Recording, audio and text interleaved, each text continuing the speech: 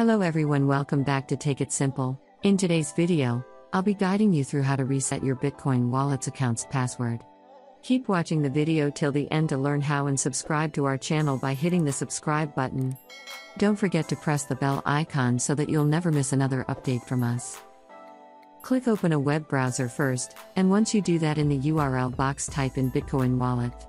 Command, press the enter from the official website.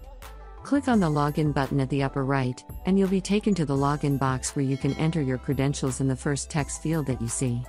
Enter your email address, make sure to enter the correct email address, and then when asked for your password, simply click on Reset Password. You'll need to enter the email address one more time, so make sure to enter the email that is associated with your account. Since an email will be sent to you with a link, click on I'm Not a Robot and complete the task in order to move forward. After you do that, click on the next button.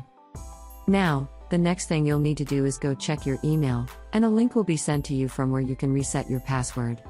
Click on the email that you received, and click here to continue. In order to reset your password, the next tab will open where you'll need to enter your security code. Go to the email one more time, and click it open and simply copy the code that you received. Enter the code in the text field, and then click on Continue. On the next page, you'll need to enter a password that you want to change to. Make sure to choose a strong password for your security, and once you do that, you can double-check your password before moving forward by clicking on this button. You'll need to repeat your password one more time into the next text field so that you can be sure that you are typing in the correct password. After you're done, click on Continue, and with this you'll be able to reset your password to a new one on your Bitcoin wallet.